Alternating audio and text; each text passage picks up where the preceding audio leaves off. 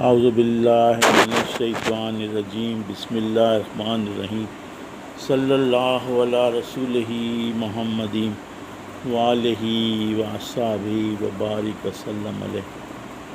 یہ میں ویڈیو 9 بناتا، لیکن ایک دو نے مشورہ مجھے دیا کہ یہ ضرور بناؤ، اس سے جوان بچوں کو درود شریف پڑھنے کی ترغیب ملے گی۔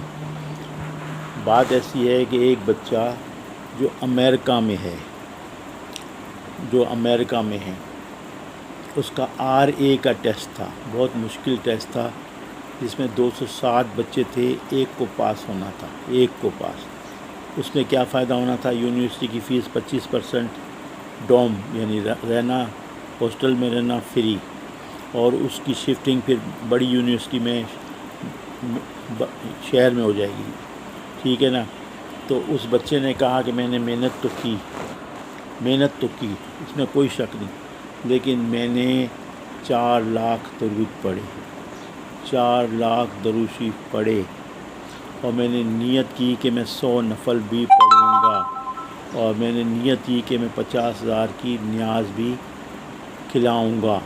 الحمدللہ 260 بچے تھے، جس میں چائنیز بھی تھے، انڈیا کے بھی تھے، بنگال کے بھی تھے، امریکن بھی تھے، ہر جگہ کے تھے، لیکن پاس ایک کو ہونا تھا۔ الحمدللہ درود شریف کی برکت سے، سرکار مدینہ صلی اللہ علیہ وسلم کی نگاہ سے، اللہ کے کرم سے میں اس میں فرسٹ آ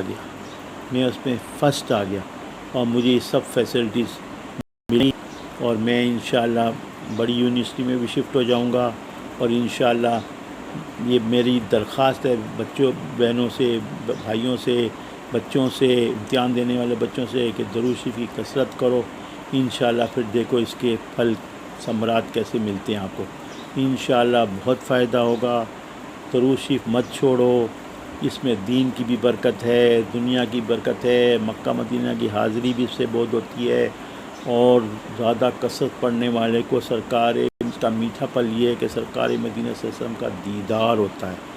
جس نے مجھے خواب میں دیکھا وہ مجھے بیداری میں بھی دیکھے گا۔ اگر اس کی اتنی سکت نہیں ہے کہ وہ مجھے دیکھ سکے، تو جب نزا کا وقت ہوئے گا، نفس کے پرخچے اڑ جائیں گے،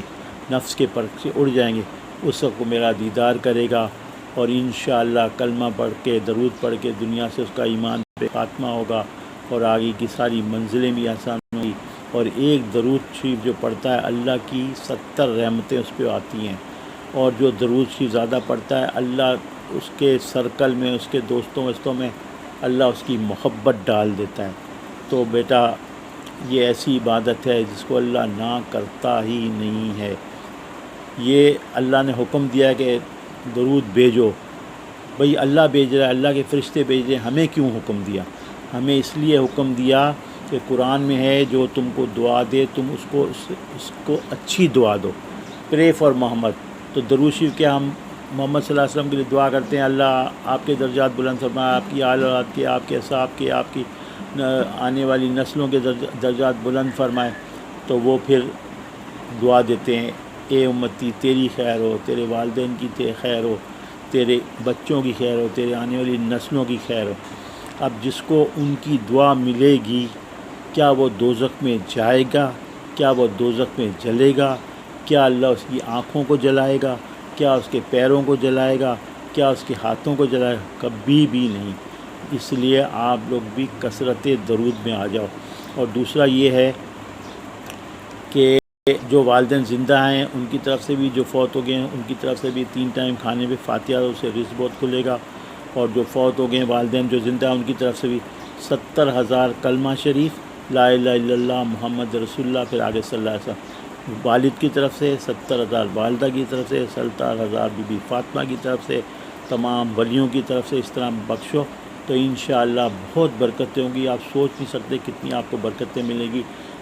باتیں کرنے کے لیے بہت ہیں، لیکن پھر آپ پر گراں گزرے گی، اس لیے میں اسی پہ اکتفا کرتا ہوں۔ میرے لیے بھی دعا کریں۔